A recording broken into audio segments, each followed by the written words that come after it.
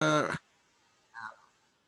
we are so welcome to this session where we are going to be talking about looking after our minds, but also encouraging others to look after their minds. And we are recording this session, so thank you very much for letting us do that, so that we can catch up on it. We won't be recording you and your contributions. We will just be recording me mainly, but I hope that is okay. What we are interested in at Mindapples, we're interested in mental health, but our starting point for our organisation was that we wanted to approach mental health a bit differently, because it was a question for me all the way back in 2008 when we started, about why mental health wasn't talked about the way that physical health is talked about. We have this great set of education content and culture and understanding and aspirational marketing all around looking after our bodies, but the mind seemed to lag behind. It wasn't something that we talked about in the same way. It was much more of something that felt like it was the need for experts, something that we shouldn't talk about ourselves, that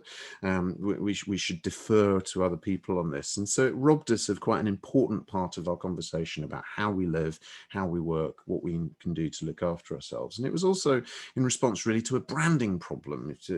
I worked variously in startups and tech companies and creative industries, and I was very aware that when it came to thinking about the health of our minds, it was very much positioned as being about suffering, about difficulties, about problems.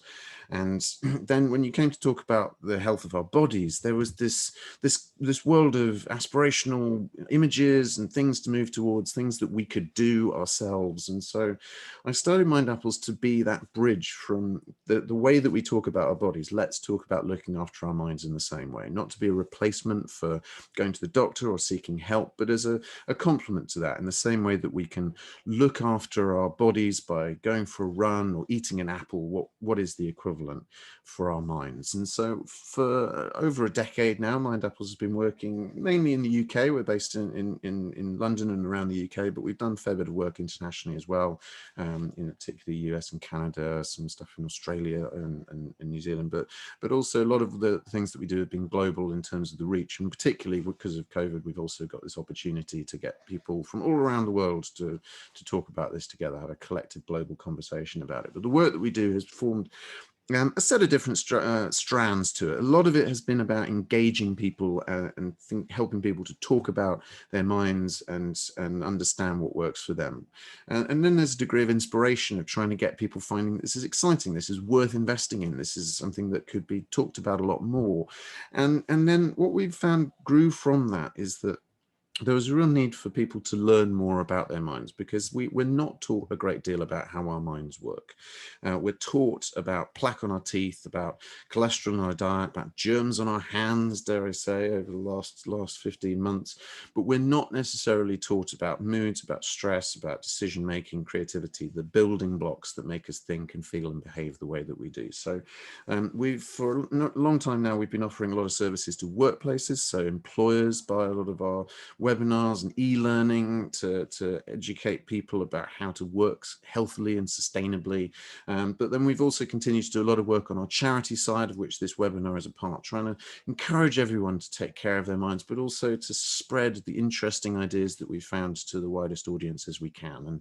And this webinar and the series that we've been doing is part of that, but also the Mindapples app, which is available now. If you just look up Mindapples on either of the main app stores, then you will be able to download that. A lot of the wellbeing material there is free. You just have to register for an account and you can get a whole set of material, and there's a subscription service now on there. Thank you, Michelle, for sharing the link to that, mindapples.org/app. So if you're interested in this, then there's plenty of things that we can offer you on all of this. But the session today is all about promoting well-being. And what we wanted to do for all of you who've made the time, thank you for coming, because what we want to do is share some of the things we figured out about how to promote well-being, the things that we found work for all kinds of different audiences, and to give you some kind of ways of framing this, ways of approaching it. It will be a lot of it will be a chance to discuss this, to find out a bit more about your views on it as well.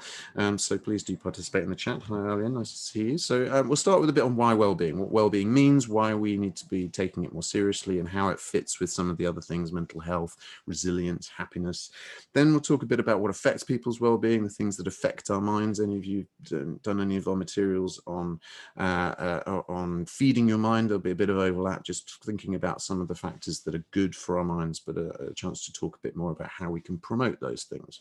And then we'll finish by talking a bit about our approach to getting conversations started, the framework for having good conversations about well-being and mental health. And for anyone joining now, we are recording this session. The recording will be available on Catch Up to anyone who's registered on Eventbrite.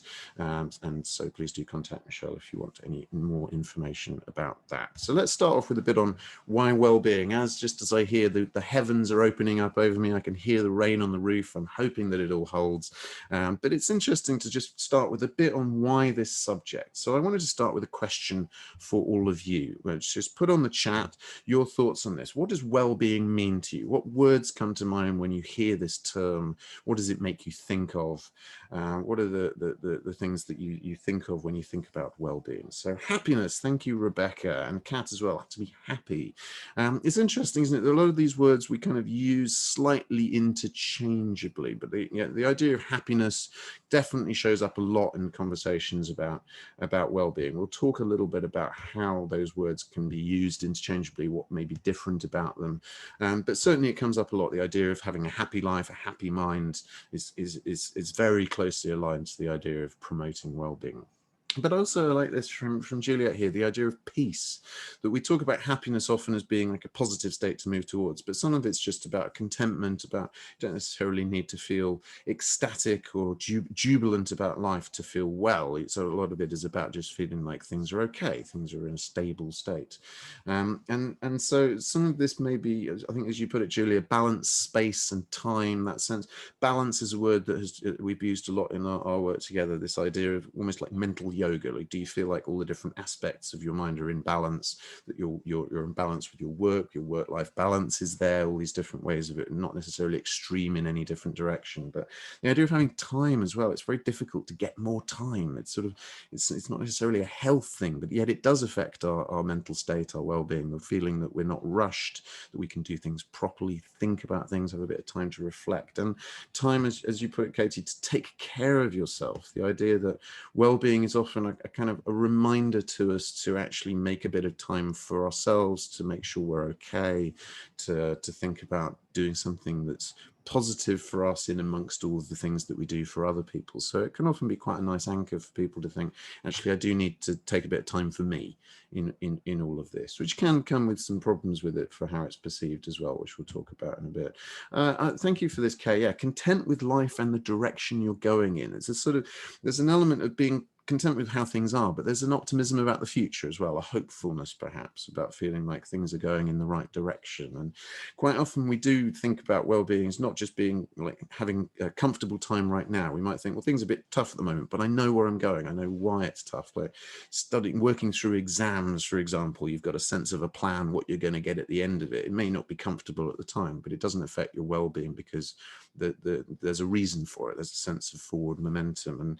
And it relates to happiness a bit as well. Contentment, definitely, as you say, Lisa, that sense, and Emma as well, that sense of being able to feel like things are going well. I would be happy to continue doing this. If tomorrow is like today, I will look forward to it. That's just on a very simple level what we often talk about.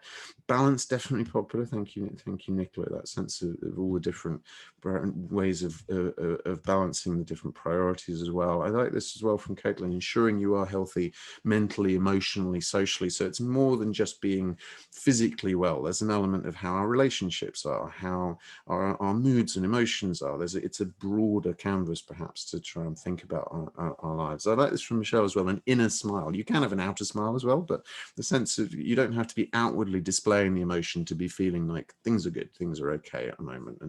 And being relaxed may also be part of it. The absence, as Christine put it, of negative thoughts and worries. So I think the idea of being relaxed, being free from stress is also part of it. Can we deal with all the stuff coming at us without it getting to us?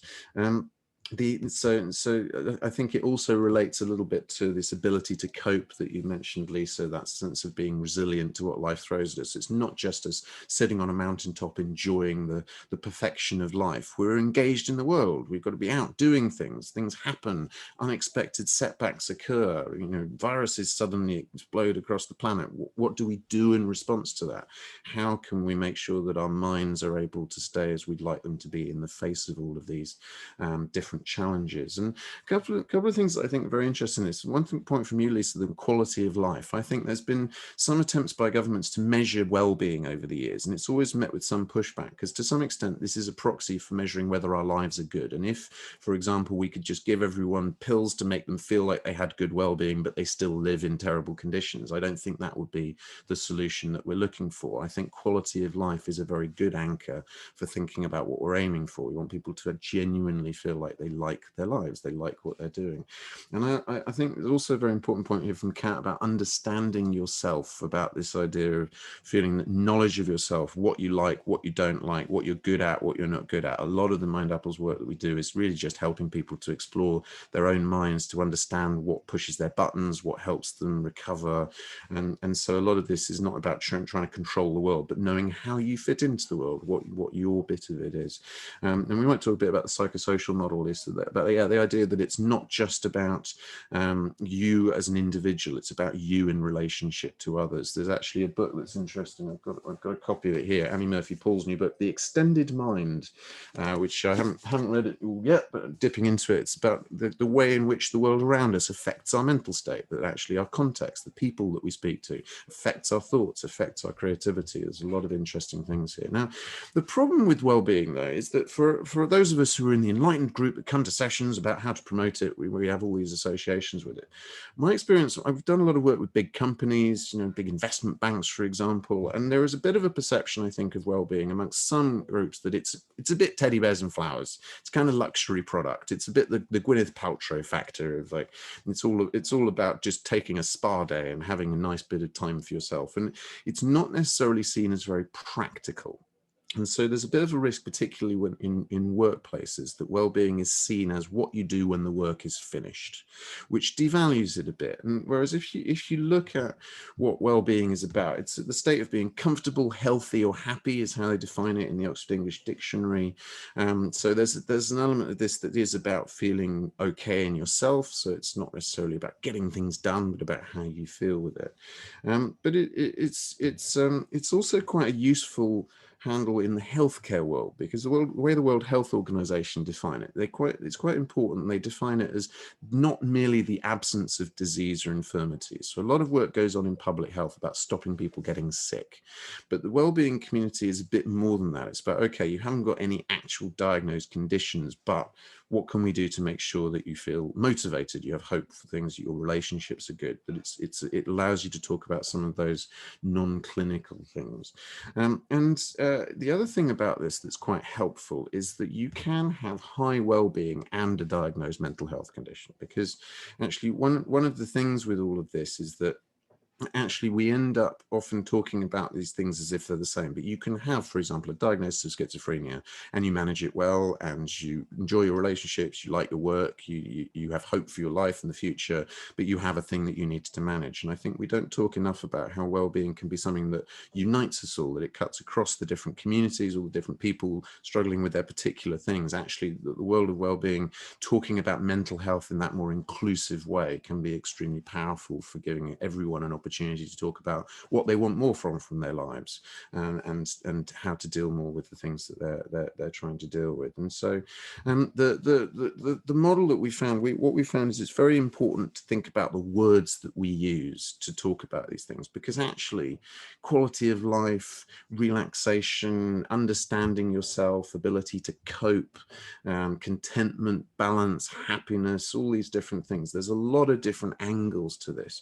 A really nice quote I picked up many years ago from talking about promoting this stuff in wellbeing in workplaces, is that actually different groups will respond to different words. You offer people health screenings, you get lots of women, they would say, and fitness tests, you get lots of men. These things change, they're very culturally constructed, it will vary on the groups, but it does mean that if we're talking about how to promote well-being, I think we should feel free to use all the different terms because it's so broad, we can use all of this stuff. So we can, for example, talk about just straight well-being, which often people associate with pleasure and comfort, feeling energized and motivated, perhaps feeling that their relationships are positive. A lot of the time that's what really motivates people. I think I want more of those things. But for some people it's more about resilience. If I talk to people in some work context, for example, they're less interested in being comfortable or getting on well. What they want is something to help them deal with all of this pressure that they're under, all of these challenges. So skills around coping and problem solving, dealing with stress, trying to develop your resources, your skills, your capabilities. For some people, it's happiness that brings people in. We've done a session recently about how to be happy. I'm always conscious that it creates a slightly different tone of conversation than when we talk about mental health or resilience, that it's often associated with feeling joyful, feeling the positive emotions of life, feeling satisfied with the direction that life is going, feeling also an element of meaning and purpose. Happiness gets quite philosophical. But we could also be talking about just straight mental health, which is where my Mindapples started, which could include feeling that you're in control of your mind, that you can get things done, that you can remember things, that you feel like you're getting on well with other people, that you can manage your emotions, that you understand yourself enough to be able to keep on top of things, that you know what steps you can take to take care of yourself. So the first point about this really with how to promote well-being is don't get too hung up on the word, because actually there's lots of roots into it. Some people may want to talk about getting things done. Some people may want to talk about coping with all the stuff coming at them. Some people may want to talk about how to be joyful, but a lot of it leads back to the same underlying principles, the same basic attention to thinking about what our minds need, thinking about what we can do collectively to look after them. So my next question for you really is, what can we do? What do you think is the opportunity here for us, partly for you as individuals to look after yourself, but what can we do collectively as a society? What could we be doing more of to promote well-being? What do you think is the opportunity here? No right or wrong answers, just please put in the chat what you think would be a constructive thing to do to get more of this in our world. So thank you, Kate. Yeah, encouraging others. An element of this is we talk a fair bit about in Mindapples that people often are doing things that are good, but maybe need the support to do it more and to make more time for that. It's not necessarily that we're starting from scratch and just saying, here's some things to do. Often it's encouraging people to say, that thing you're doing, it's good, keep doing more of that, and celebrating some of that stuff and helping people to recognize that they have a right to do these things and that this is an important part of it. So I think encouragement goes a long way, not telling people you should be doing this, you should be doing that, but saying, what are you doing and how can we get more of that, to build on the assets. Some of you may have come across the idea of asset-based community development. It was definite inspiration for Mindapples, the idea that actually communities don't just have needs and problems, they also have lots of assets. They have people who can help, they have things that they could do about it. So actually mapping out those assets, what communities can bring to the table, can be a really important part of it, and inspired the approach we take at Mindapples of seeing us all as assets to be encouraged. Talking and listening more. Thank you, Georgina. I think that, and it relates a bit to your point, Lucy, about starting conversations. That is, I think to some extent it's just doing more of the things that we're already doing, the kind of making time for each other, spending a bit of time listening, talking. There's lots of evidence that just talking about our minds can be really helpful for our well-being, that just having that space to be able to talk about what's going on, to have someone listen to us respectfully and make time for us, can make a really big difference. But there's also, I think, to your point, Lucy, about starting the conversation. Sometimes we're not having the conversations at all. It's not just about trying to build on that, the kind of friendly conversations. It's having a bit more of an organized conversation about, let's talk about our minds. It's not scary. It's actually interesting. It's something that we can do. Thank you, Christine. Yeah, being kinder. Kindness is one of those powerful things that changes the world, and you don't realize it at the time because it feels small, it feels gentle, but actually collectively it adds up. We have a session on how to support people that covers some of this stuff on kindness and compassion. A very interesting thing about it is that compassion seems to come more naturally to us when we feel safe, when we feel supported ourselves. So actually by being kind to people, you unlock some of their capacity to be kind to other people as well. It can become a positive spiral that starts to spread. But just generally being aware of people's needs and thinking that it's important to respect those things, to care about that stuff.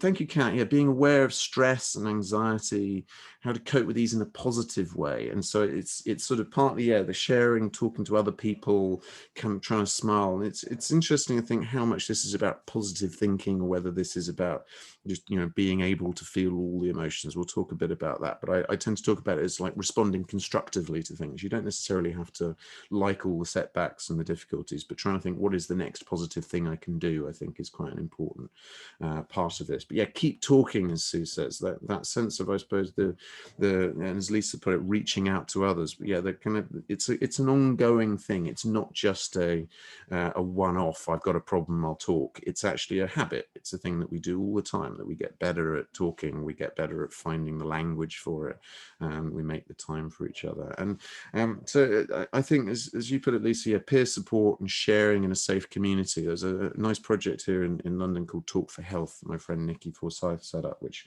essentially her argument is, she was a trained therapist. She realized that a lot of the benefit people were getting from therapy was just that actually people like being listened to and respected and given a bit of time. And so she's been training people in communities to use those basic skills of counseling and therapeutic techniques just to be able to show up for each other and listen respectfully and take an interest in each other.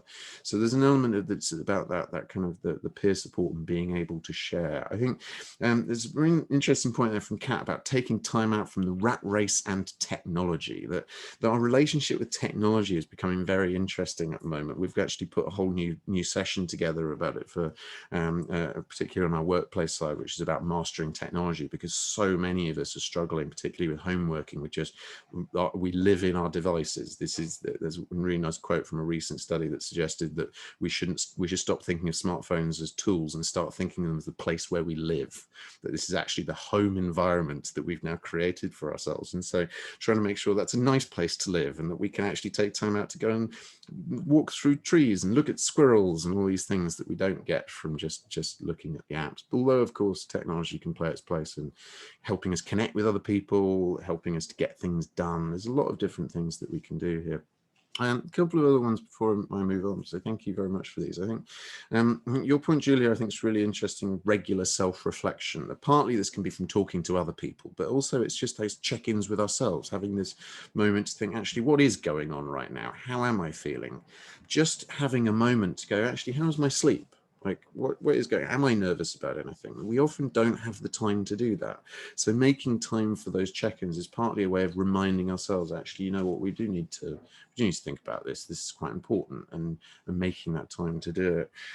The other thing I wanted to finish on is Nicola's point in this, really, and is appreciating that we're part of something bigger than the individual. So there's something interesting. I think we're not going to focus much on spirituality or spiritual well-being, though it comes up a lot in the things that people say are important for their minds. But I think a lot of it is being about higher causes, about connection to something bigger. A lot of that is talked about in addiction therapies, for example, about the need to have some sense of a world beyond yourself that is there for you, that you're connected to, whether it's other people or some higher cause or something you believe in, something that's important to you. I asked Alistair Campbell, a big mental health advocate here in the UK, about what his Mindapples were, and one of the things he said was a higher cause, put in brackets Burnley FC. So it comes in many forms, different things that you can find that higher cause for. But I think a lot of this, I like this idea from Lisa about taking responsibility for self-care. A lot of this, what we can do, a lot of it is about us. We have to model it ourselves. We have to do this ourselves. But then we can also do things to be of use to others, spread the word a bit. So that's partly what we're going to talk about as we go through it, being aware of these things for ourselves, but also talking about them with other people, giving people a sense of capability, not just that it's all on them, but actually how do we build people's sense of capacity about what they can do to look after themselves. And thank you, Nicola. Yeah, Sapiens is a very interesting book for that, this idea that actually there's a long line of all the different things that we've developed in human society. I find its evolutionary approach quite helpful to try and make sense of, why is my mind doing that? Oh, it was probably useful 10,000 years ago. Now, not so much, but it's not my mind trying to do something stupid.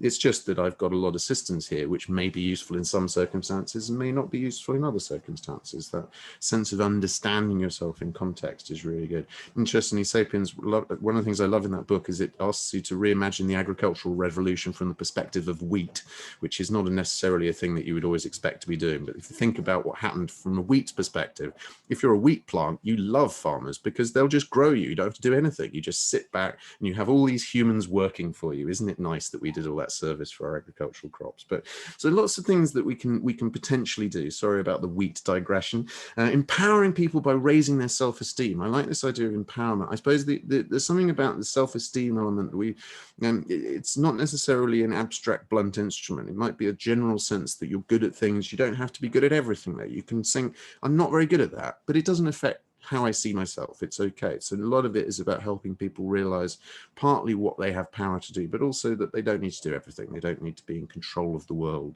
that actually it's okay sometimes to need a bit of support, to need help, to just let things pan out and see how they go. So it's very much that sense of having a positive view of ourselves in the face of all this. I mean, the thing with a lot of this stuff is what we've been trying to do, the big shift I think we're trying to make as a society and as a planet is from reactive to proactive. The way that we have often talked about lots of problems, not just the world of mental health, is that we won't really do anything about it until there's a crisis. There's a big problem, and then you go, all right, okay, I'm having a real crisis with my mind, and so at that point we will start talking about it. You know, we will talk about the pressures on athletes at the points that there is a crisis and someone has to pull out because of their mental health. We won't necessarily talk about it before then, about what we can do to kind of support all these people to try and make sure of it. And I think it's very interesting. Thank you for this point, Lucy, about the challenging the idea that it is heroic to suffer or sacrifice your well-being for others. We will talk a bit about that later on, but yeah, it is. We're often quite short-termist, even in the way that we try and help people. It's like, well, I'll just help people, and then who cares about whether I'm all right? But actually, this idea of it being not just about surviving and getting through a day, but what can we do to thrive? And the idea with this is that by talking about well-being, by talking about the things that we need early on, rather than getting to a point where you start to struggle, you don't really get any help, and then you have a crisis, you get to the point where you struggle and you have support around you. You know some things that will help you. You can take some steps to maintain your well-being in the face of that, and then you don't have to have that period of really struggling with it because you get help earlier. And one of the things that I was most proud of in the work that we've done with our clients in our workplace activities is that we did work with a big law firm, global law operation, commercial law firm. They said that as a result of the Mindapples sessions, they'd had an uptick in people coming to HR and occupational health asking for help, and saying that they wouldn't have asked before. They would have just tried to keep going and struggle on with it. But they felt because the company was willing to talk about these things, it was okay to just come and have a conversation about it. And so the company was getting people asking for help much earlier, before there was a big crisis, when they were actually starting to notice, I'm struggling a bit here and not anything that we can do. And it's so much easier to fix problems at that point than it is to fix them later on. So the goal with all this, we're trying to help us all take care of our minds, but it's very broad. The work that we do ranges across lots of different things. Some of this is about helping to motivate people, to make people feel that this is relevant for them. This is an interesting thing to do, to share resources, to get people thinking about how to support each other, to look after each other, to nurture the creativity in people, to help them feel like they can bring some of themselves to the world, they can offer something around them. Communicating well. A lot of the struggles we have in relationships are because we miscommunicate, we misunderstand each other, we jump to conclusions. And so trying to figure out what we can do to get on better and be clearer with each other. Some of this may be about promoting the good habits that we could have, sharing what works and spreading more of that. We'll talk about that a bit in the next section. And supporting diversity, the idea that we're all welcome to have different opinions about things, to be ourselves, to be able to talk to each other from all these different perspectives and learn from each other. We learn a great deal more about it all, but we're also free to go, actually, my thing is very weird and eccentric, and I need to go and do that now. And I go, oh, that's fine, it's all right. I don't have to do it myself, but you go and do that. And thriving under pressure, managing change well. How do we deal with all this stuff coming at us?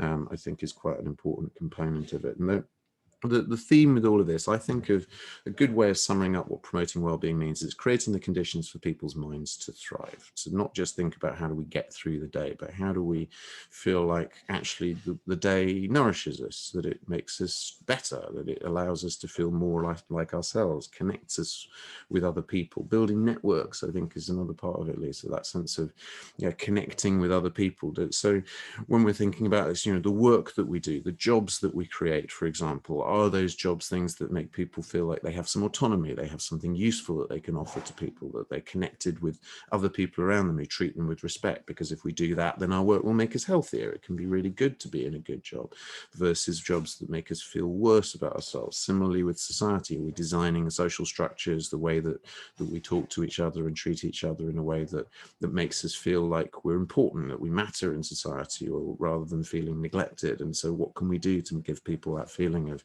being part of something that cares about them? So a lot of this is beyond just trying to stop getting sick. It's a really good engine through which to talk about a lot of the things that we want more of in our society, that we want to develop. So well-being is not a luxury. It's a core capability. It underpins everything we do in our life and work. And so we shouldn't be thinking of it as an add-on, a thing to do later. It's actually central to working in an effective way, feeling on top of our to-do lists, being able to treat other people well, build healthy societies and organizations. But what we call things matters. A lot of people will talk about well-being, but some people prefer mental health or resilience or happiness. They're all different routes in to talking about it. And it's interesting to listen for the different words that people will use, the things that people will be drawn to. It may be different audiences for different things. But the important thing really is we don't need to wait for problems to think this is worth taking action about. Actually, this is about saying this is part of living well, working well, and we'll do that now rather than waiting until there's a crisis, because it's so much easier to do things proactively, which maybe we will get better at across other areas of health and climate and all these other things, where we could probably do with getting ahead of problems rather than waiting for them to sneak up on us. So please do keep asking questions and making comments as we go through. It's nice to hear from you. Let's move on to the next part of this. So I want to talk a bit about healthy minds, about the things that we can do to promote healthy habits, but also healthy cultures. And I can give you a bit of a rundown of some of the things that affect it, but I would be curious to know, as always, about your thoughts on this. My next question for you, we've asked in previous sessions, any of you attended stuff on Feeding Your Mind, we talked a bit about the things that affect our minds, but actually I'm interested, we'll take a cut through that's slightly different, some overlap, but I want to know what you think affects people's well-being. We'll have a bit of a discussion about what you think is affecting people's general well-being levels, because it's quite broad, I think. We've talked a bit about the things that help. What are the things that are, for better or worse, influencing our well-being individually, collectively? So, because there's been a whole lot going on. So thank you, Caitlin. Yeah, losing a job, a very important one to be thinking about in the context of the current environment, not just for those who lost jobs early on, but of course we're now at the point where we've got this tricky return back, at least in the UK. We're trying to open up again. Government support has gone. Organizations are going to try and need to engage with what might be a slightly different market, a slightly different business model. So there's a lot of pressure, I think, on it. So it's partly the losing a job, but it's also the worry of that, the fear of the uncertainty of that. A lot of people feeling, on furlough, for example, thinking, I don't know whether I've got a job to come back to. So it may be fine, they may be all right, but it's the not quite knowing that's been a real problem.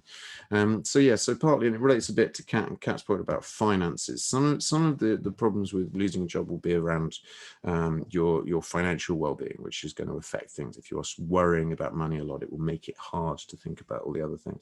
But also work is quite good for making us feel part of something, feel useful, feel connected to other services, other people. So it's also the isolation of being out of work that's a real problem for people. Being out of work for 6 months or more can be really bad for our mental state.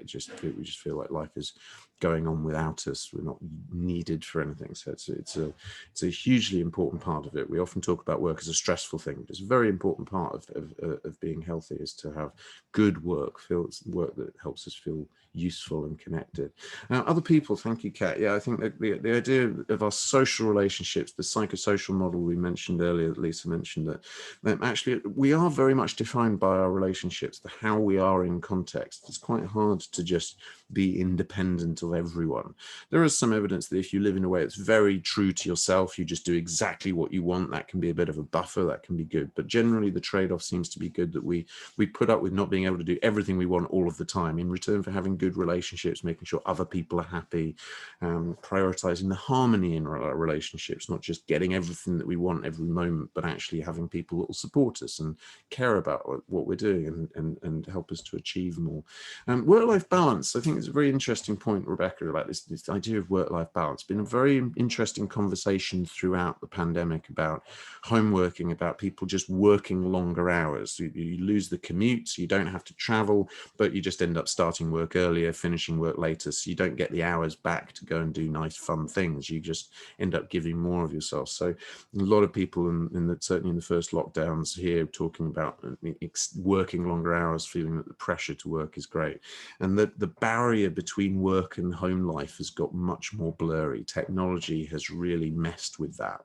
You can just check your email from any time of day. You can log on at the weekend. It's not the case anymore that work is the place you go to. Work is just a thing that's always there.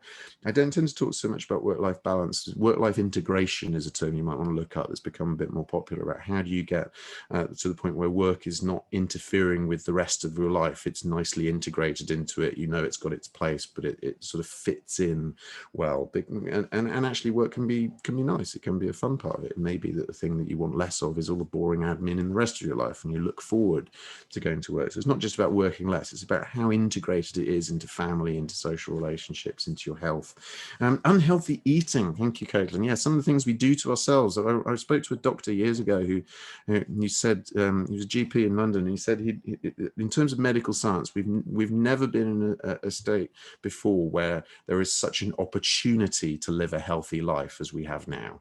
And yet he's seeing fewer and fewer of his patients taking that opportunity. And that was what was really getting to him. It felt like we could, if we wanted to, do very, very well, but we don't seem to be able to crack it. So we talk a lot about habit forming, about the way in which we get into loops of just, doing things without really thinking of it. And before you know it, your mind just does that. And it's just being a bit more aware of how your mind is developing these habits and what habits we want to have. Listening to too much news. Thank you, Lisa. I think there's been an interesting thing about doom scrolling that comes up as well. Social media as well, all different things that are coming through with the different pressures on us to keep up to date with what's going on. But a lot of people have been talking about just finding that they are just absorbing the news out of fear almost, without much productive thing that can happen as a result, or the kind of the sort of watching the news to look for something to be annoyed about, which is but it can be right. I mean, the Christopher Hitchens, the journalist, used to say he would start each day by reading the horoscope section of the Washington Post, not because he believed in horoscopes, but because it annoyed him so much that the Washington Post had a horoscope section that it just used to set him up with a bit of energy for the day to really kind of tackle some problems. But I think a lot of it is just about noticing, is this serving any purpose? Are you looking at the news because you want to acquire some information? We've had points where we need that. We need to know what's going on. Or is it just going to become a habit? Never stopping. I think that's been a kind of common thing that people have found. There's the always on culture of feeling that there's just always something that we need to do. There's never a point where we can stop and relax. And so trying to find ways, not just of like the balancing of work and life, but balancing the times when you're being productive and just allowing yourself some time not to be productive. The unproductive time is not when you rest. And that's actually very useful. The unproductive time, in my experience, is when we feel like we need to rest, but we also feel guilty about doing it, and we keep going and we end up getting less done. But actually having the courage to say, you know what, the best thing for my productivity right now is to stop, is quite an important part of this.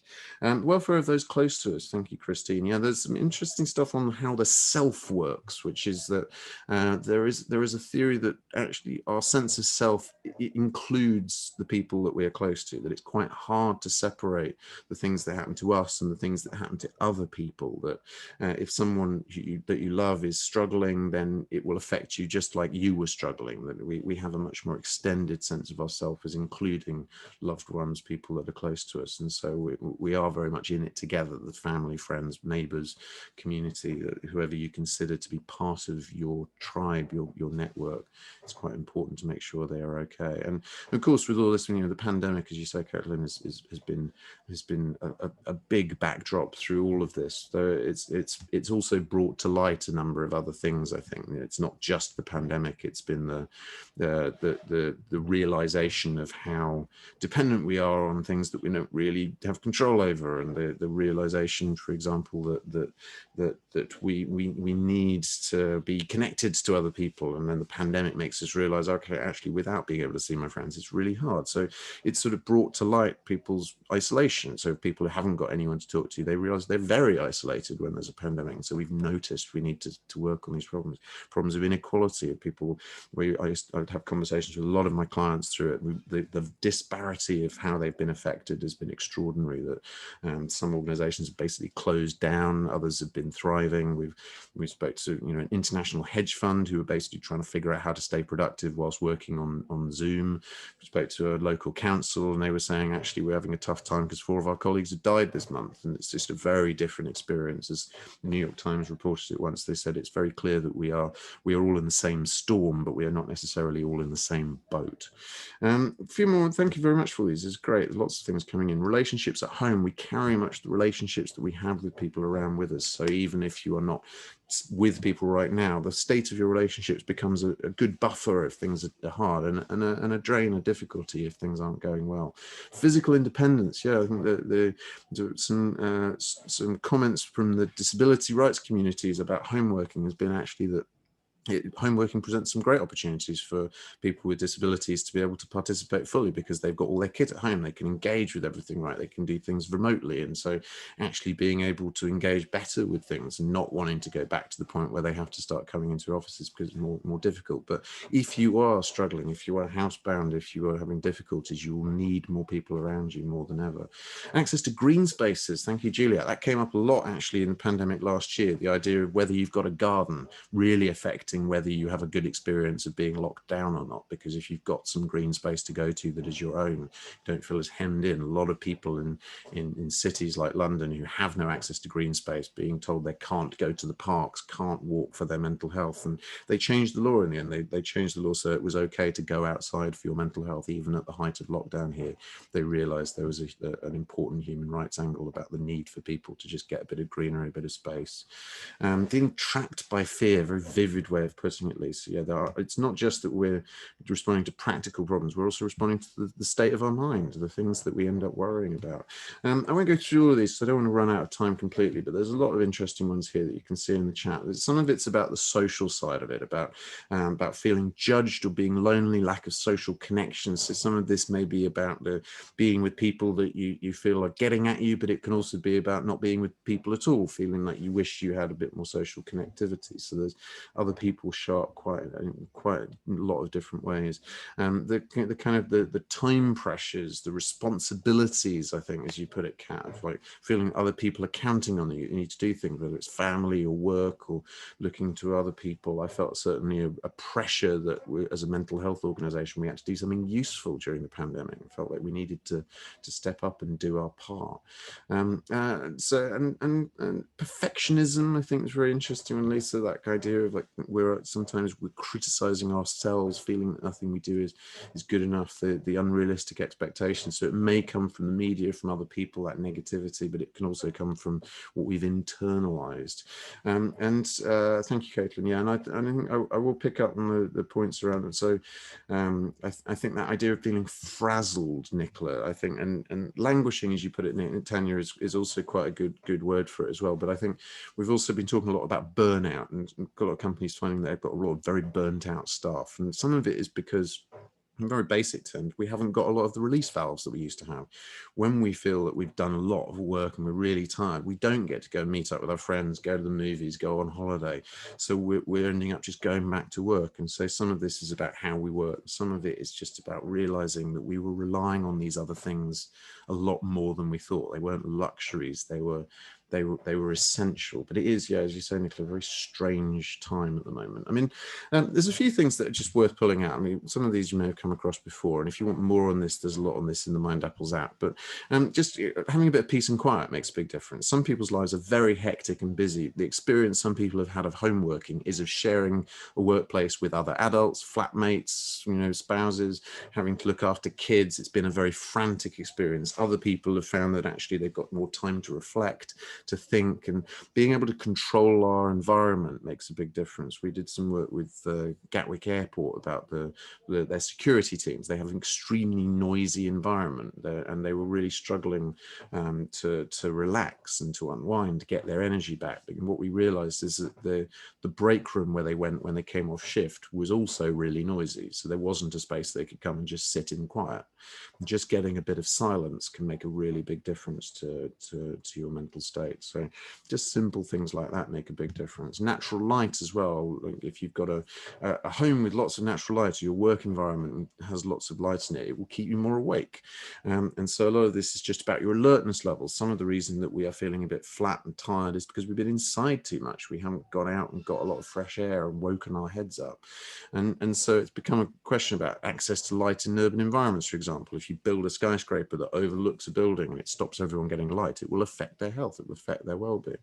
Of course, one of the things that happens is that feeling of being frazzled that you might get is that sense of being plugged into devices. They give us a kind of blue-white light that's a bit like daylight, so you end up with a lot of things that are sort of flooding your attention. So we do feel a lot of that frazzled sense of it. Part of this, of course, though, is because it's important to get good sleep. Now, we won't go into this in a lot of detail because it's covered elsewhere, but the idea of sleep as a fundamental hygiene factor in society, I think, needs to be taken more seriously. We've got had JP Morgan, I think someone was talking from there over the weekend about how like junior analysts coming into the firm need to get used to working very long hours and not sleeping much, and that's just part of the culture. But actually it's extremely bad for our health. And one of the things where people will start to spiral is often when they're worried about things but they don't sleep, and then it becomes something that piles on top. So it's definitely something that we need to take more seriously. But a really interesting example of this I had is what we get used to. So I was doing a session on pressure and stress at a print firm years ago, and I was talking about the signs of stress. One of them is insomnia. You don't sleep that well. And this guy said, "Oh, that's interesting. So not sleeping well is a sign of stress, is it? I haven't slept very well since I started this job. Is that a sign that I'm stressed, do you think?" And I said, "Yeah, it sounds like it could be. When did you start the job?" And he said, "About 20 years ago." And for 20 years, he'd been waking up at 3 a.m. worrying about the next day at work. And he just got used to it. It's just, that's what my mind does. And we take for granted that, of course, we don't sleep that well. But actually, there are things we can do. We can work on that to try and build it. But it's not something we've talked about a great deal, about how to help people sleep. And the physical health, of course, makes a big difference. Your general health, well-being, the pain levels that you're in, basics like nutrition and hydration, we talk about a lot at Mindapples. Drinking water is an extremely good way that you can look after your mental health. Taking exercise, loads of people talking about just taking a bit of gentle exercise during the pandemic, doing some simple things to look after themselves.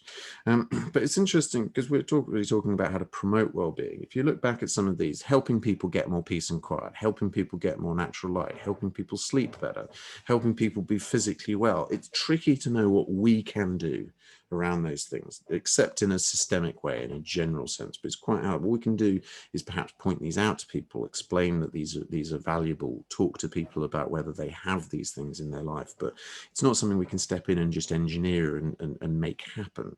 All we can do is nudge people in a direction, make people think that these things are more important. And so too with relationships, that actually good social contact, being with people that respect you, that care about you.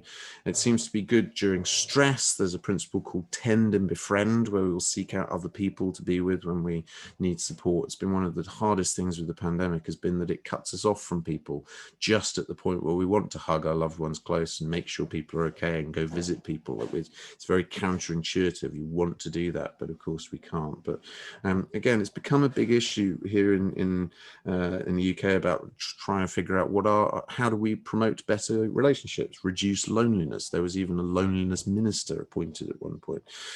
But it's a very difficult thing to do. It's not like the NHS can set up a dating agency to help people meet each other. It's not really the scope of normal public health. It fits into the way that we treat each other, the kindnesses that we show.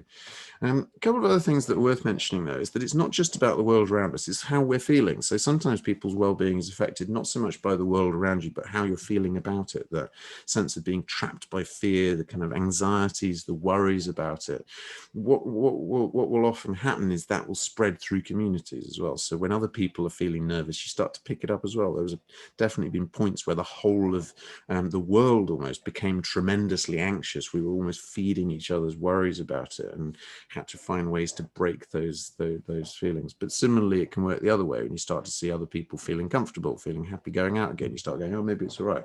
Other people seem to be relaxed. Maybe I'll go back to it. So it's part of the key to our recovery as well, is how do we spread more of that sense of safety, of comfort, help people who are feeling anxious feel like they can be around people who will reassure them, make them feel a bit better about things. So some of this is about awareness of that, how these things spread.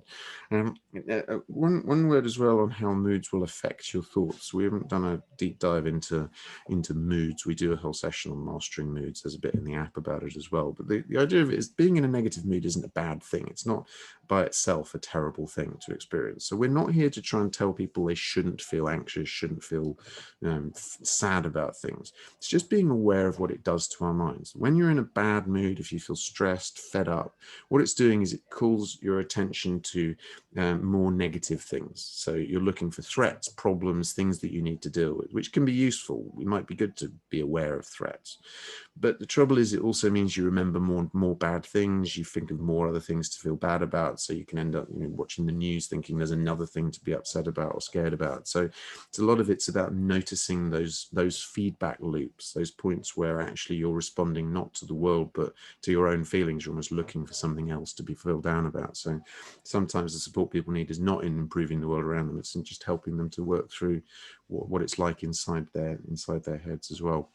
And this, of course, relates to stress. Promoting well-being is also about reducing stress. We won't go into this in a lot of detail because we've done previous sessions about it. But what stress is about is your emergency system. It's a sign of, I need to do something, go, quick. I need to focus on dealing with this immediately. But the result is you see threats, but you can't see solutions as much. It gets very hard to solve problems. You won't think as clearly. You won't go through things in as much detail. It's a very reactive state. So being in that constant state of emergency over time will really start to deplete your energy levels, affect your anxiety. And so a lot of this is about trying to deal with pressure and stress better. Which brings me to the kind of a summary for all thinking about all of this, really, which is this idea of resilience. That it's a word that gets thrown around a lot. We mentioned it earlier, but resilience, it's not an end in itself. It's not like the goal is that we should be all as resilient as possible. It's a means to an end. But the way to think of it is, it's how good are you at maintaining your mental well-being in the face of all of this stuff. And so we may not be able to control all of the things that are happening to us all the time. We may not be able to suddenly find someone a job or sort out their money worries or get them a brilliant relationship. What we can do is help them to understand how those things are affecting them and to build some capacities, some resources, some capabilities to be able to look after ourselves in the face of these things. And it doesn't prevent us from changing things. It doesn't mean that you have to put up with something. It could be that what you end up going is like, we really need access to green space. It's really affecting me not to have that. So one of the things I will do is I will try and get access to somewhere I can go for a walk, somewhere that I can make a difference. If you are locked down and prevented from doing it, apply to change the law, campaign, do what you need to do. But the important thing is it starts with knowing actually green space is really helpful. Nature is helping me. So we need to have that understanding of ourselves, that conversation where we go, actually, we need more of this in our lives. What can we do to get that? And I can't tell you what you should put up with, what you shouldn't. These are choices we make ourselves each day. But I can say it's useful to know how things are affecting you in order to be able to deal with that. But the trouble with resilience, I'm cautious of it as a word. It's useful for bringing people in, but I prefer talking about mental health or well-being because it can feel a bit like we're blaming people for their problems. And so it's not that you're having a terrible time, it's that you aren't resilient enough. And so we don't want to get into a state where we're blaming people for feeling bad, feeling unwell, not being able to cope. A big part of resilience is it is collective. It is about supportive relationships, a safe environment, people being there for you, having facilities around you. We make our society more resilient by improving our quality of life, by building our connectivity, by the things that we're talking about. So resilience shouldn't be seen as just a responsibility of individuals. It's actually an invitation to think, how can we build really resilient communities, resilient organizations? What can we do to build a culture which gives us the support, the tools to do that? So my next question for you is, how can we create a healthy culture with all this? What are the bits that we can actually promote more of? We can't necessarily fix all these problems, but what do you think we can do to create a healthy culture where people are doing what they can to look after each other, to promote their own health, to promote health from other people? Thank you, Lucy. Yeah, I think it's important to put resilience in context. But moving forward, yeah, thank you, Lisa. I think, yeah, that sense, I suppose, of what are we going to do constructively to move on from this rather than being stuck in it? So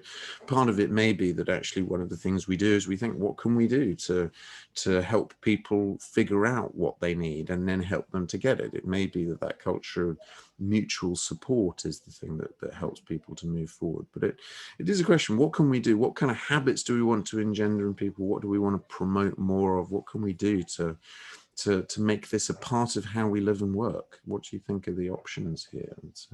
Maybe it's too tough a question. I don't know. It's interesting to think whether we've got a plan here. What do you think? What do you reckon? Learning from experiences. Yeah, thank you, Lisa. I think the idea of like we sometimes talked about growth mindsets, about trying to figure out like every mistake that we make, you think, how can I use this to get better? What has this taught me about things? I was just doing a session previous to this about innovation in organizations. And actually one of the questions with that is, how can we feel like every time we do something that doesn't quite work, we've learned something from it, we've understood the problem more, we've figured out what not to do next. So definitely, yes, part of this will be about how we create that ongoing sense of learning and improving, learning more about what we need, what works, what doesn't work.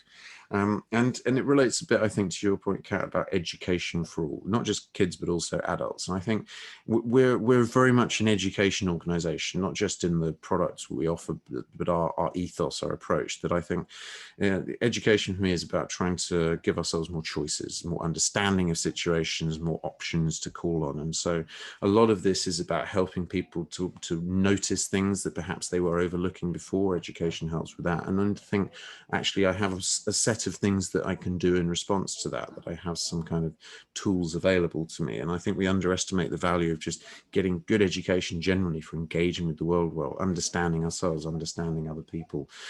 Conversation, I think, partly is your point, Kat, but also Michelle's, that it's an open conversation that includes everyone. And so asking questions, asking how people are, getting people talking about this, but making it a universal thing, that it's something that everyone can answer. I've never found anyone who can't talk about this. I find people who struggle to think about it because they spend so much time thinking about other people, for example. I think actually I don't even know where to start with myself.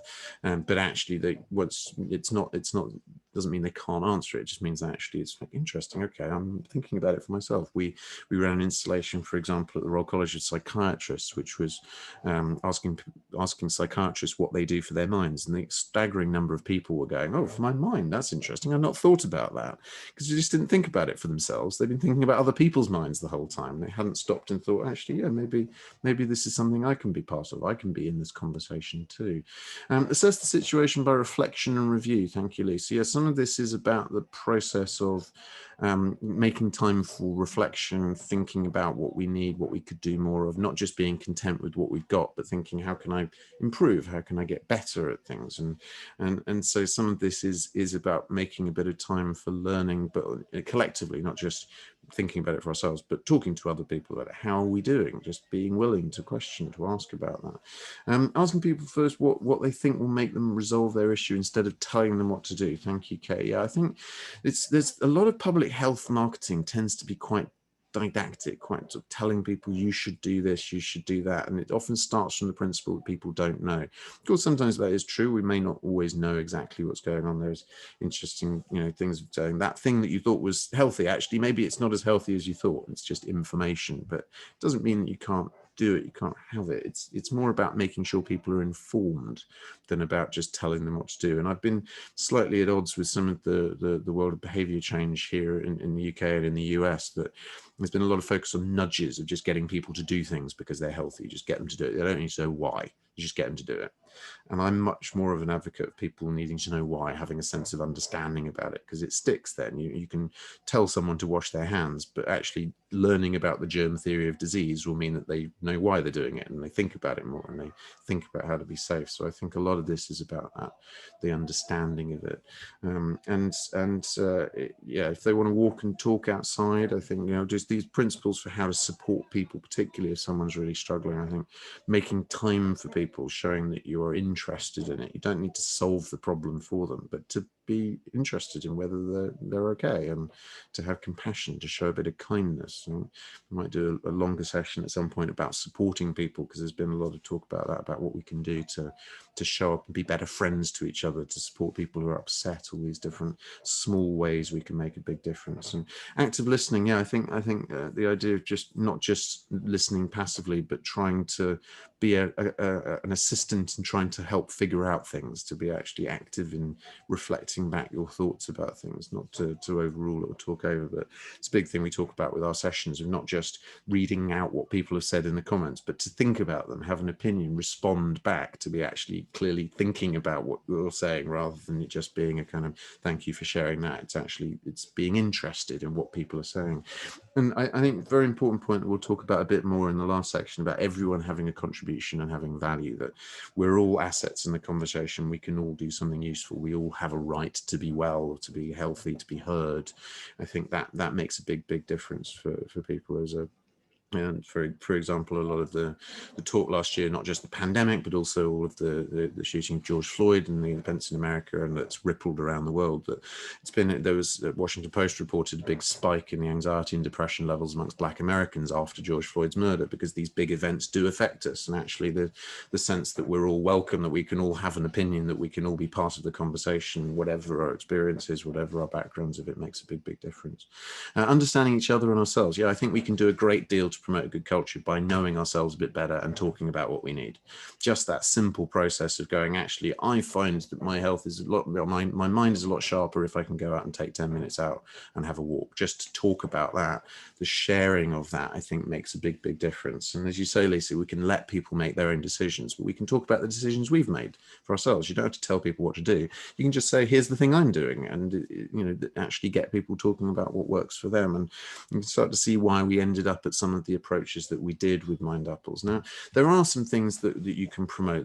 One of the most popular here in the UK has been the 5 ways to wellbeing, which is in some of the tip sheets we got. We'll send a few materials with these on as well. But the idea of this is that there are certain activities that are quite good for promoting wellbeing. You may have come across some of them. There's nothing particularly earth-shattering about them, but it's kind of a good reminder.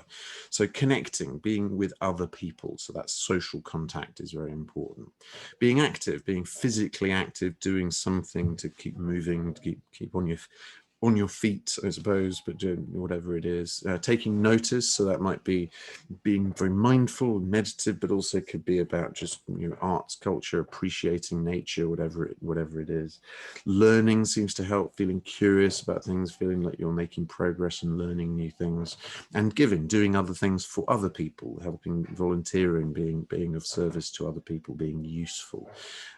So all of these things, you could be promoting more of these things. And I think there's certainly been a lot of campaigns here of just trying to get people to do more of them. I would say that they're more like categories than actual activities, though. It's not like you could run a campaign saying, hey, have you thought about connecting more? It's more about trying to ask people what they've done to connect with other people. What are their opportunities to socialize? Reminding people to check in on elderly relatives, these little touches that you can do. You don't have to go, we're going to promote this particular activity. You can just ask people, who have you spoken to recently? What have you been doing around that. And being active has been a big theme. There's currently a drive going on to try and get us to be less sedentary. We're sitting too much, particularly with home working. And there's some research recently has come out that suggests if you can stand up for about an hour a day longer, just standing and moving around a bit could maybe cut anxiety and depression by 10 to 15%, because we are doing strange things to our biochemistry by being this sedentary all the time. It doesn't need a lot of exercise. So there are ways to kind of nudge people in different directions, share information about them. The thing that I would be cautious of with this, though, is that this list was developed to promote well-being, but it doesn't address how to prevent mental ill health, because they explicitly excluded some things which were good for stopping you getting mentally unwell, but didn't really enhance your well-being. So it misses out quite a lot of the hygiene factors. So we put together a different list which complements that, which is have you had enough sleep? So getting people to think about the sleep levels that they've had, thinking about the water that they're drinking, just hydration, what they've eaten, whether they've had enough natural light, whether they've been physically active. You could potentially add other people. Have you spoken to someone else today? You know, these sort of basic hygiene factors. But I think a lot of this doesn't need to be overthought. A lot of this is quite simple, obvious stuff. And it's more about reminding people or helping them feel like it's okay to make time for it.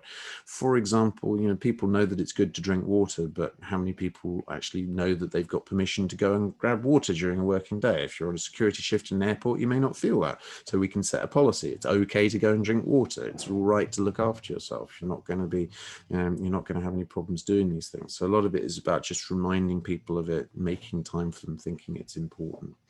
And again, we can share this in one of the tip sheets around. But the thing that makes this particularly difficult is that what really makes a difference to our mental health and well-being is doing things that work for us. So actually, people who do things that they enjoy, people who do things that they have chosen to do, that seems to make a big difference, not just to our mental health, but to our physical health as well. It seems to be very important. So the key insight at the heart of the Mindapples approach to this has been that you can't just do one size fits all solutions. You can't say, here are the things that you should do, because a big part of what people should do is whatever they want, whatever they like, whatever they fancy. And so a lot of this is about creating a conversation where people can think about that. They can be inspired by what someone else has done. They can think, oh, actually, yeah, that's interesting. Maybe I should find a thing that I can do that feels like my sort of thing. And we can't tell people what they enjoy, and we can't choose for them. What we have to do is encourage people to feel like this is a useful thing for us all to be doing, that society as a whole should be making more time for these breathers and restorers, these actions that we find helpful to us, and that we should see that as an essential part of how we live and work. And it's been on the front line a bit of the lockdown legislations here about what is essential, what do people need in order to be well. And actually it's been a big back and forth about actually maybe there are some things that, even though there is a risk, we still need to allow people to do them because it's a fundamental part of being healthy people, and we need to keep doing it. And so and as you say, Lacey, people need to discover what works for them. So it's not just about saying, tell us the thing you want to do and you can do it. It's about allowing people to experiment and try things out and talk to each other and learn from each other about it.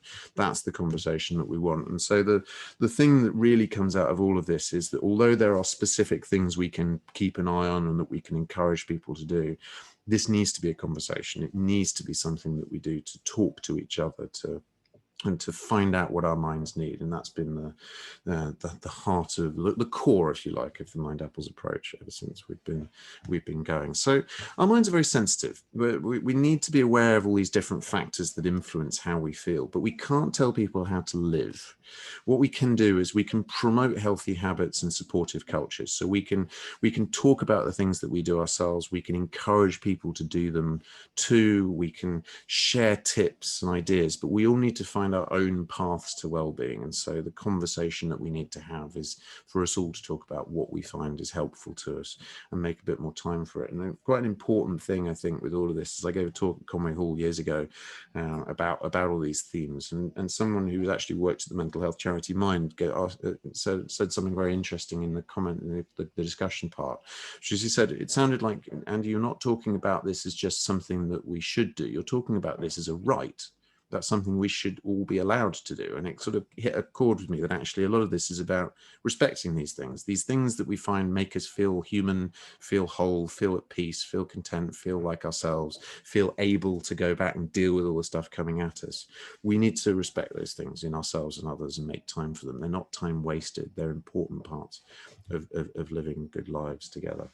So the final part of this, I want to talk a bit about what we can do to encourage this conversation. So again, you may well have come to this with a bit of experience yourself. So I'm interested to know what you find works. How can you get people talking about well-being? What are the routes in that you've found help unlock this conversation, get people thinking, oh, this is interesting, I'll talk about that. There's not going to be a right or wrong answer with this. And it's more like, what have you found works with people? Cup of tea. Thank you, Kat. Fantastic one to start off with. There is no I in team, but there is tea. So maybe that is the key to collaboration. But yeah, sometimes it's the kind of the informal little gestures, the things that we do just to make a bit of time for each other, that it's not necessarily a big serious topic that we go, we must talk about our mental health. It's more about, let's just have a chat. Let's talk about what's going on. Pop-in cafes are a nice touch. I think that's a good idea, Lisa. The idea that you can just drop in, you can talk to people, that it's not a particular thing, that there's an agenda, there's a thing you have to do. A lot of interesting experiments going on with homeworking for that, about people trying to organize with their teams to have a slot where you can just have a meeting to chat about non-work stuff, to replicate some of that banter that you get in the office. Really, really nice suggestion from a tech team, where they'll have a couple of hours during the week where they're all on a Zoom or a Teams call together, but they don't have to talk to each other. They just work together. So it tries to replicate that sense of being next to each other. You can just sort of say hi to somebody or ask a question. Being honest and sharing your own experiences. Yeah, definitely, Julia. That sense of being able to talk about your own problems, your own things that you found worked, the vulnerabilities that we have. Actually starting from talking about ourselves is a good starting point. We're a bit more confident, we can share that. We don't necessarily know to talk about other people. And leading by example, I think that's a very important point that you make, Katie, that I think we often talk about this as for other people. I've had lots of interesting conversations over the years with happiness and well-being campaigners, where I will ask them what they do for their happiness, their well-being, and they have no idea, because they haven't really thought about it. And actually starting off by saying, let's try these things out ourselves. And so if I were to recommend, hey, you should make sure you get out and go for a walk every day, let me do that and see if it worked. What impact did it have on me? Did I end up skipping it a few times? Why was that? Can I talk with some integrity about it because I've tried it, rather than just I'm saying you should do this, you should do that. And cake. Thank you, Sue. Yes, not just the tea, but the cake. Cake is a fundamental part of the Mindapples approach to mental health. We need a bit of temptation, I think. A safe space so people feel comfortable sharing. Yes, and I think, as you put it, Christine, that sense of creating a relationship of trust. Now, I think one thing I think is quite helpful is to think what people need to give you trust for. Quite often people will be a bit put off if they think that they're going to need to share their souls, to tell them everything about it, but creating very clear lines around what we're going to be talking about, that people won't be put under pressure. We'll talk about that in a moment as well. But I think there's a lot of stuff here around trying to help people know what is the conversation that they're having, what is what is it that they're going to be asked to do, what will, if you're talking about detailed confidential things, that people know that they won't go any further. And yeah, putting at the forefront of newsletters or agendas. I think you're right, Michelle, trying to remind people that this is important, to make it a central part of the other communications. If you're talking to people in an organization, make sure that the organization has said this is an important thing. The work of leaders, I think, goes a long way, asking leaders to consider well-being in all the different things that they do, and to talk about that. Thank you, Nicola, for the support there, presenting the Feed Your Mind Mindapples module, getting colleagues and students talking. It's good to know that we are helping with this. We'll talk a little bit about some of the things that we've been finding work as well, for any of you who haven't done that. I think, yeah, the idea, okay, as you put it, of sort of trying to be with people when they're feeling down, not just to sort of walk past. A lot of the time we think, I can't talk about it, I'll make things worse, I'll just sort of give them some space. But actually you can give people space while still showing you're there.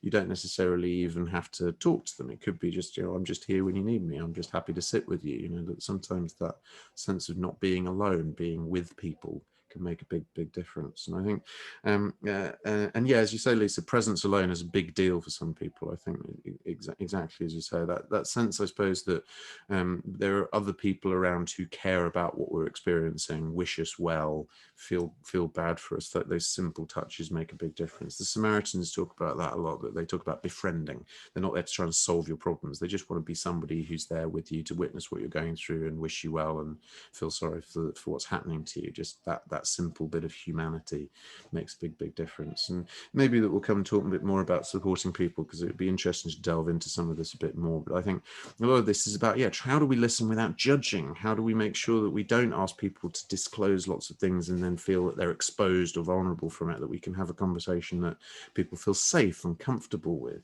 The thing that I wanted to share with you, just as a sort of one thing to think about with our approach, is we've done a lot of talking to people about mental health and well-being. We've spent a lot of time in all kinds of different audiences, from music festivals to all kinds of different environments and work, from conferences, different parts of the world, and we've learned a few things. We put together actually a set of principles. You can get these. We've made little wallet cards, but I think Michelle can send around the file of this so you can see it as well, if you, rather than having the physical copy of it. But we've been trying to collect what we found works. I just want to give you the top 5 principles. Quite a lot of the things we do are drawn from the world of counseling and coaching, but there's a few things we found are particularly helpful when you're talking about mental health and well-being.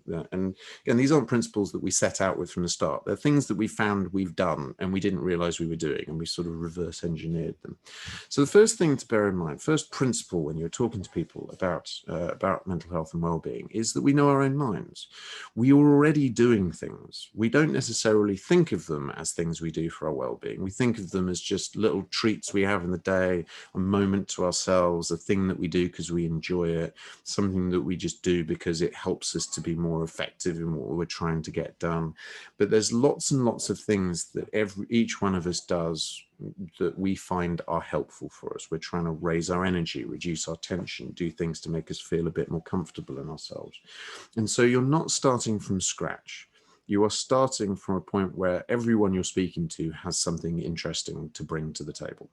And so the conversation can be as much about trying to discover what those things are as it is about telling people anything. And actually, if all you do is just have a conversation with people to go, actually, what are you doing for your mind? And give them a chance to think about that and to reflect on it and go, actually, yeah, now that you come to mention it, if I don't have a shower in the morning, I feel like I'm going crazy all day, or whatever it might be, the small things that you just need to feel like you. And to just help people reflect on that and go, actually, yeah, I'm doing more than I thought. I'm doing actually some things for myself. Maybe I could do more of these things. But it helps us all feel like we're a part of the solution. We're not just in need of help. We've found some things that work for us. The other thing is, we talked about this a bit already, but the idea that we are all different is fundamental to Mindapples. When I started out asking people what they do that's good for their mind, I would say, would you asking people, what's the 5 a day for your mind? What 5 things do you do that's good for your mind? And lots of people would say to me when I told them about the project, so what are the 5? What are the 5 things? And I would try and explain to them that that's not the point. The point of it is the differences, the divergence, the odd ideas, the things that people say that are quirky and unusual, the things that you learn about people from talking about it. And we all have to find our own ways of coping with our problems. We all have our different things that success looks like, our different things that we're comfortable with, that we know how to do. And so creating a bit of space for people to diverge, to be pluralist in our approach. There are many ways to solve problems, and we can celebrate them all and give people a choice is extremely important. And the phrase that we use a lot, the kind of idea that I have as an anchor in my mind for a lot of our activity, is the idea of feeling at home. That actually we all understand the idea of feeling at home, but our homes are different. If you follow me home, you won't feel at home because you'll be at my home rather than your home. And so what you're trying to do is help people find their home, to feel at home in their head, may be very different for different people. Some people might like frenetic energy, lots of busyness. Other people might like very quiet, safe life. Some people find change really thrilling. Other people find it exhausting. We're all very different in the way that we're wired, the way that we find our comfort zones. So you're trying to help people find their comfort zone, not to tell them what they should be doing, not to help them get to your comfort zone. And that's quite an important principle of it. Third thing, this is something that I've taken from the world of, I suppose, advertising, but social marketing as well, that people seem to be more motivated to go towards something they want than away from something that they don't want.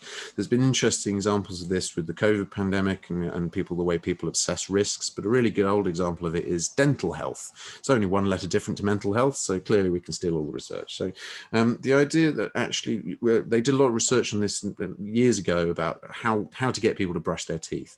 It turns out showing people pictures of people with diseased gums and broken teeth because they didn't brush their teeth doesn't make people brush their teeth, because people just think, well, those people had weak teeth. My teeth are great. I'm fine. Because we're all fine, right? We're all fine. Whereas if you show people pictures of people feeling healthy, having like nice, like quality of life, gleaming smiles, and associate that with brushing your teeth and say, if you want this, do this thing, then people are much more likely to do it. And mental health should be one of the great positives in life. That feeling of feeling well in your mind, feeling at home in your head should be an easy thing to sell. And so we should be willing to talk it up. So you want to get more done at work? Well, well-being, that'll help. You want to be, getting on well with all of your friends and family? Well, let's talk about well-being. It's going to be really useful for that too. There's lots of positives that we can anchor this onto. And we often start by talking about what people want to achieve and then figure out whether the things that we're talking about can help them get there. There's lots of routes into it. But the caution with this is point 4, which is every feeling is valid. This is not about telling everybody that they need to be cheerful all the time. In fact, there are situations where being cheerful may not be the mentally healthy response to a situation. If you're really happy at a funeral, you may well be missing something. And it's very important to us that the conversations that we have about well-being could go to a funeral, could be with us in the difficult moments in life. That this isn't about saying you need to cheer up. This is about saying, what can we do to feel like we're looking after ourselves in the face of this? And actually, being sad is a very healthy thing at times. Being happy is very healthy. Being able to feel the full range of emotions is what we're about, not feeling stuck with just one particular way of feeling. And so that's very important. And then the 5th one is that minds are private spaces, that we're not here to intrude on how people feel. I once heard someone talk about mental health and well-being at work and saying they thought people are accountable to their employer for how they feel at work. And I bristled at this. It felt completely wrong. I don't feel like I have any right to interfere with how anybody who works for me or with me feels. I feel like people can be as grumpy as they like. As long as you do your work, you treat people with respect, you fulfill your obligations, feel however you want to feel. And there is no more private place that we have than the inside of our own minds. And so the more I think we can respect that privacy, not put people on the spot, allow people to feel whatever they want to feel, the more ease people will have participating in the conversations. And I've had interesting moments of this over the years. I spoke at a happiness conference in Dartington, which Julia actually put me for years and years ago. And actually it was very, very striking how much it resonated to just say, actually, you can feel how you like. If you don't feel happy, that's all right. You're very welcome here. And actually just that sense of like, you don't need to have all of it figured out in order to participate in the conversation. You can just sit and listen. You can talk if you want to. You can say that you're having a bit of a tough time, but it's all useful because it's all ways of learning more about what we need and what we can do to support each other.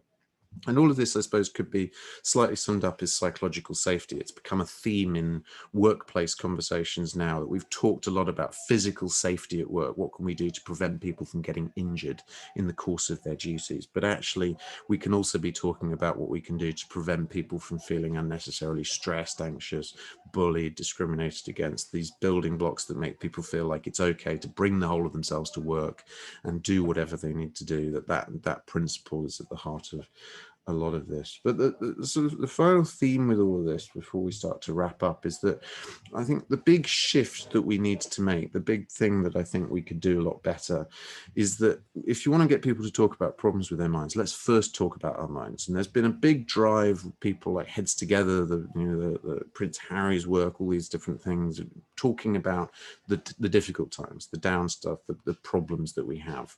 But if the only time people ever talk about their minds is when there's something wrong wrong. That's a lot of pressure to put on that conversation. It's much easier to talk about problems if people are already talking about this stuff. If there's a general conversation going on about what we need in order to be well, then it's much easier for someone to say, actually, you know what, I'm struggling with this at the moment. Any advice for me? Because there's already this conversation going on. So the conversations that we've been trying to start, we've been asking people for years to write on these little apple cards what their 5 mind apples are, these things that they can do that they think are good for their minds. This is a girl doing this at South Bank Festival in central London. We've been doing work with schools, so we've got this is a school class that's been doing the bits of the Feed Your Mind module to learn about what they can do to look after their well-being. This is the mind apple being filled on the banks of the river near Chennai in India, I think it was. And so all of this, the simplest thing that you can do, even if you do nothing else, the Mind Apples approach that we have found really unlocks things,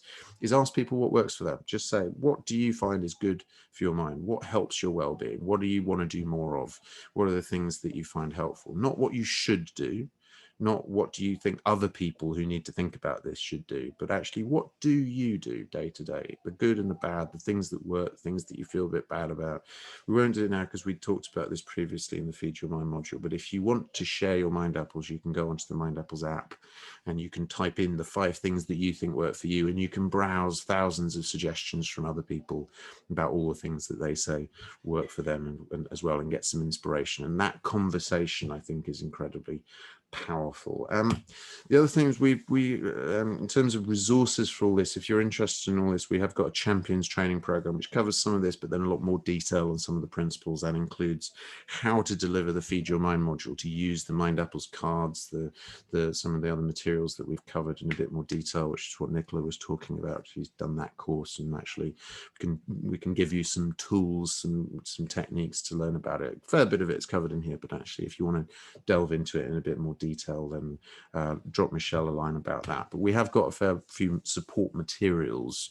So Michelle has been waving there, if you can see an exciting large apple cards that we now have available. We made these for schools, but I think they work in all kinds of environments. You can write on one side, you can get a whole group of people to write things that are good for their minds, or you can use it as a poster of some of the basics that we talked about, of the things that are helpful for looking after your mental health and well-being. But there's lots of things like that. So we'll send a bundle of things, the 10 principles cards, there's various sort of, we've got trainers notes, presentations, we've got tip sheets as well. If you look on our website, mindapples.org, you can find lots of different tip sheets about this. Michelle can point you in the right direction. Yeah, the big apples are great, aren't they, Julia? So they're fantastic. It's really sort of, it really sends the message. Now, some of these things, the digital stuff is free.